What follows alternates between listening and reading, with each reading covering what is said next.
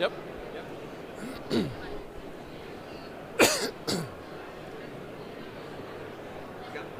We're seeing threats to religious freedom in America like never before, but there's an organization that is pushing back and winning like never before. We'll talk to the president of First Liberty Institute. Hi, I'm Stuart Shepard, and this is First Liberty Live. We are here in the middle of the exhibit hall at the NRB Christian Media Convention, and there's a lot of noise and activity around us, but we don't care. We just set up in the middle of it and said we're going to do some live streaming from right here.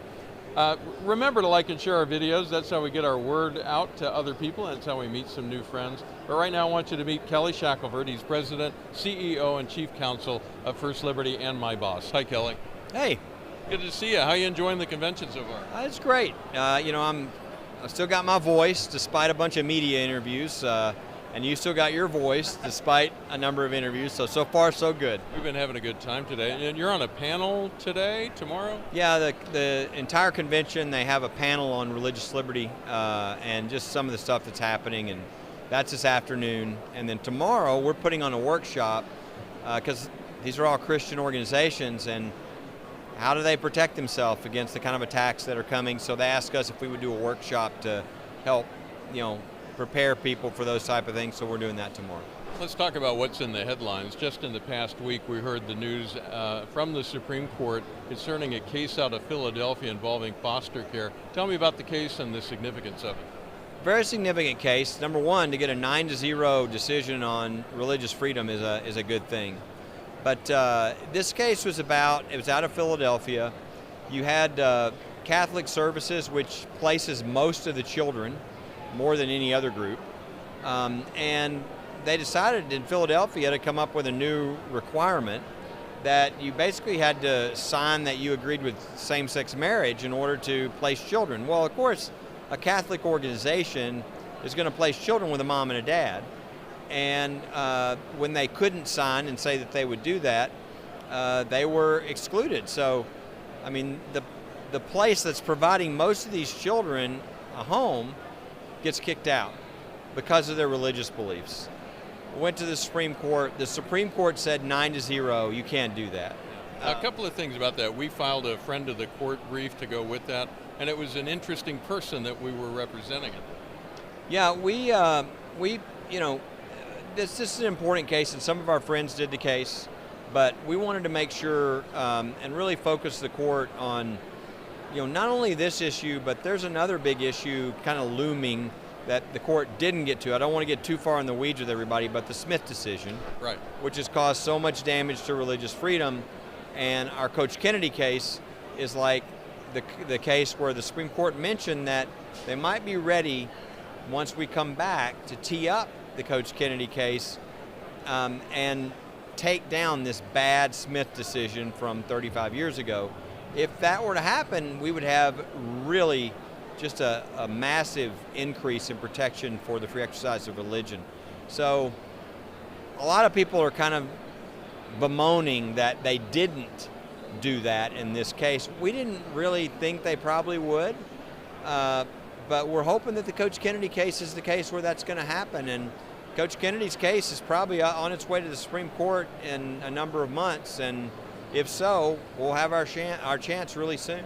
When we saw that the decision came down 9-0, that tells you it's going to be narrow, because in order to get all 9 of them to agree, they're not going to do anything hugely life-changing, if you will. But it also struck some of us that it might be sending a bit of a signal from the court saying, don't mess with the number of chairs up here, we got this handled. Did you read that as well? Yeah, I mean, this attempt at court packing is where you add justices to the Supreme Court, like take it from 9 to 13 or 15 or whatever, is something that this shows. Here's a big controversial case, and yet it was 9-0 on the opinion. So that was almost like a message. We don't need any more justices, okay? And I think the court is very aware, and it could impact their opinions. It reminds me also that we really need to defeat court packing in a major way, because we've got decisions at the Supreme Court coming up, and it could affect how the justices, how strong they are. Yeah. There's a big Second Amendment case. There's a big case on the sanctity of life and abortion. these big cases are up there. We don't want justices sort of moderating their decisions because they're worried that some big political attack on the court's about to occur. So I'm hoping that between now and the next term, when all these things are going to be decided, we can crush this whole idea of court packing, which is really dangerous, so that the court can be the court and the Constitution can be protected. Now, the president kicked off 180 days for a commission to study this, and I guess that's underway. I mean, I think we kind of know what they're going to come back around with. But as you look at the arc of this, where are we in the process? Where are we in the way that this is going to play out? Well, the president issued an executive order to reform the United States Supreme Court, which is pretty amazing to even use that kind of terminology. This committee is very unbalanced, as not unexpected. 36 members. 31 of them are pretty well-known, solid, if not extreme liberals, and then 5 who might not fit that category. So not exactly expecting a balanced approach, but many... The token sort of conservative. Exactly, and they're gonna come down with their recommendations in November. And we know that part of those recommendations they're considering are packing the United States Supreme Court. And the problem with that is it doesn't just tinker with the court, it destroys the court. Whenever you take the judiciary and you place it underneath the political branch, you've really lost the independent judiciary, you've lost the rule of law, you've really lost all your constitutional rights because you don't have any rights anymore. You have whatever rights the majority party wants you to keep because they can just add justices until they take it away. So it's a very dangerous thing. In other countries, we found it's the end of the country as far as a free country. It's a devolvement into tyranny that's almost immediate. And we tried this in the United States in 1937, and the people, when they were educated of how dangerous this was, they were averaging, this is 1937, they were averaging 1,000 letters a day arriving in senators' offices, and they stopped it. And so we've really focused everything we've got on this because this would destroy our courts. So what good does it do us to fight for religious freedom if our courts are gone? We've got a website set up, supremecoup.com, supremecoup.com, and on there, when you first get to the page, it'll pop up a little screen on top, a little window on top of the page itself, where you can click through and take a poll. We're collecting opinions. They said they wanted to get opinions. We're going to collect opinions. We also have a major campaign, a major effort to try to push back on this. It involves advertising, the website, the poll, trying to reach through to influencers and all that. This is a big deal for First Liberty Institute. We've never done anything like this before, but it calls for it.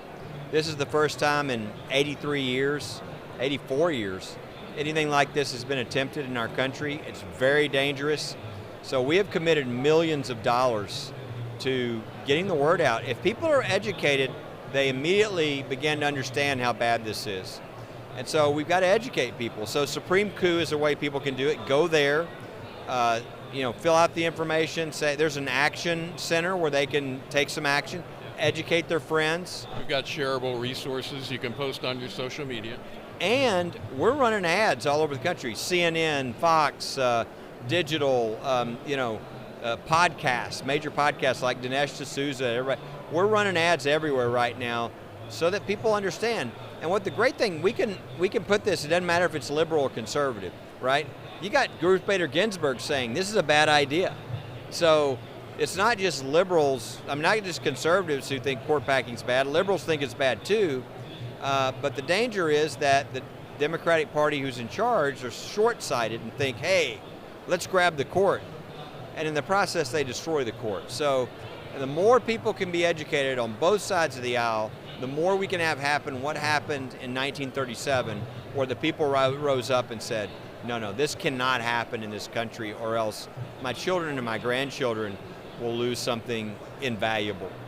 For 150 years, it's been 9 on the Supreme Court. I think most Americans just kind of assumed that that's the number, that it's not changeable, but it really comes down to what Congress wants to do. The Constitution doesn't set a number. It says they can change it if they choose to, but they haven't since basically the Wright brothers flew the first airplane and Henry Ford built the first Model T. Yeah, or we had the creation of the light bulb.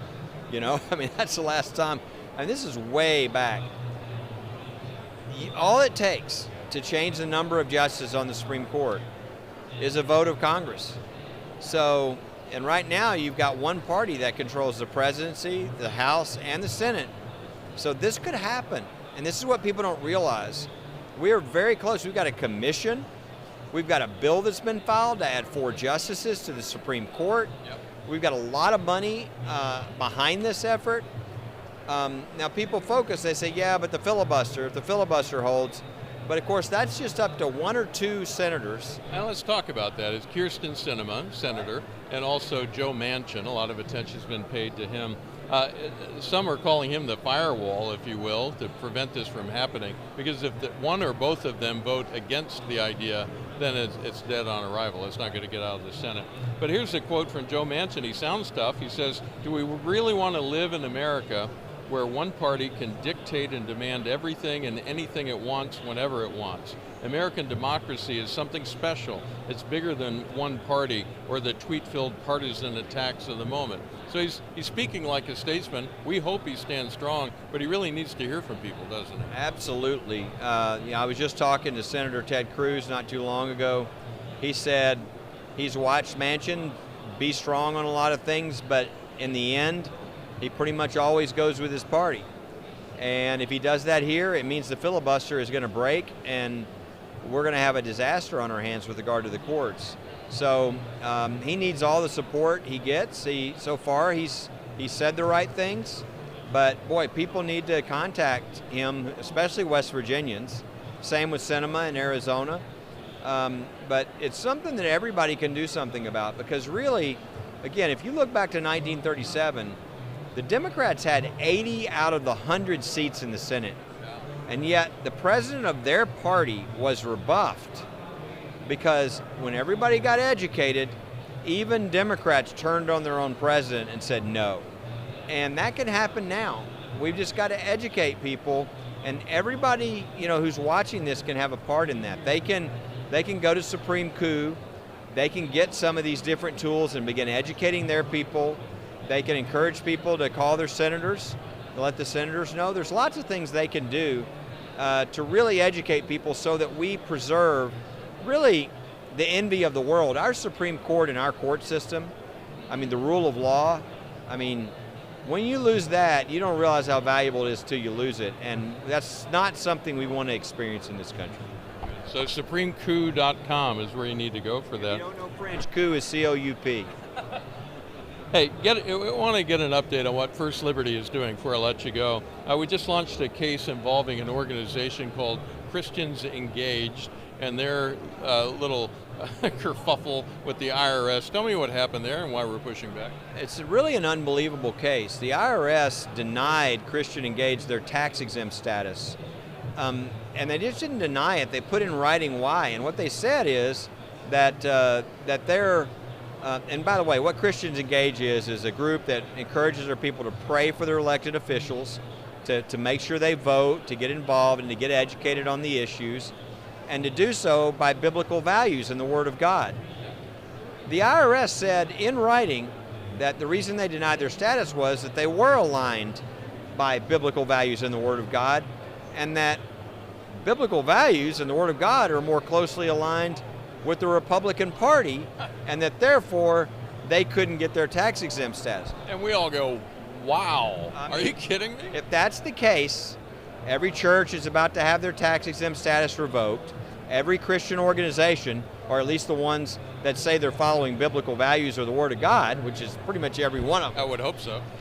They're now canceled as nonprofit organizations. I mean, this would be, there's a problem under the Obama administration with Lois Lerner abusing the IRS authority to attack and deny status and all this. This would be Lois Lerner on steroids. And so we immediately have appealed. I would encourage people, if they haven't You can read the IRS letter, you won't believe what you're reading. It's crazy. It is. I read through it, it's just nuts because it uses an alphabetical letter system to replace words in the letter. So it calls the Bible the inerrant M. Yes. M. You can't say things like Word of God, so we use the word M. And so I just, we've appealed. We are hopeful that they will correct this, but if they don't, we're going to go into federal court, and I am very confident that Christian Engaged is going to get their tax exempt status. But if they don't, God forbid what's going to happen to our country with all the nonprofits across the country. So this is one for everybody to keep their eye on. One other thing to talk about briefly, this week the members of the Supreme Court, the justices, are going to meet in private conference, and they're going to talk about a couple of our cases. Tell me about that.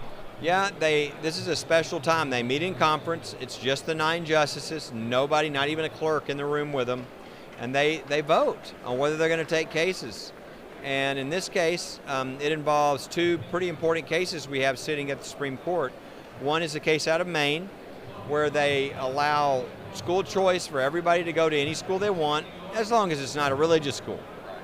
Well, that's discriminatory. You can't do that. You can't say you can go to that school, that private school, but that you can't go to a religious school. So, and that'll have a huge impact on the entire country if we're able to get that up and get a victory. And most people think that there's a high likelihood they might take that case. The other is a case with the North American Mission Board, which is the board that's sort of above the Baptist churches.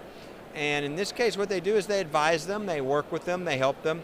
You had a pastor in one situation who was removed from a church and then tried to apply to another church, and that church sought counsel with the North American Mission Board, and they said, there's some things you need to look at here because of what passed. Yeah. And that church decided not to hire the pastor. Well, that pastor sued, showing they're very Christian, yeah. Sued the North American Mission Board. Well, you can't do that. I mean, the courts, the secular courts, have no authority over who you pick as your religious leader, Baptist groups talking to one another. The courts can't be involved in that and say what's right and wrong. Yeah. And so it's what's called church autonomy. And so our argument is the courts have no jurisdiction over this. And if they take this case, it could be a really important case for protecting the sanctity of the church, the sanctity of religious freedom, and really just church autonomy across the country. I know you've got a busy schedule while you're here. Anything else you want to share before I let you go? Just a lot of, I've been really encouraged. I think since February, we've had 9 cases come down, all victories. Of course, I think a lot of people remember the 2 valedictorians we just represented. I love those stories. Those young ladies who stood up, and because of that, they stood up in front of all their peers and they talked about Jesus Christ in their graduation ceremony. They put it on YouTube for everybody else to see. Absolutely. Yeah, people think, I don't have much hope for the future. They need to look at Elizabeth Turner, and they need to look at our clients and see these cases. But so we're having victory after victory after victory. It's just we're having to fight more. So I would encourage everybody else, stand up, stand for your faith, speak up. There's a lot of crazy stuff being said right now that everybody knows is not true. And somebody's got to stand up and say, that's not true. That's silly. And speak the truth and the Word of God, even if it's the M. We need to speak the truth of God. Yeah. They need to know when they do that, the law is behind them. We need that in our country. We're winning these cases. And really just thank you to everybody for being a part of all these victories. We know there's some huge battles about to come. But so far it's been a great year. We've had great success. And as long as we can keep the court packing away, I really feel very positive about the future with religious liberty. Very good. Kelly Shackelford, thank you so much. Great chatting with you again. Thank you, Stuart.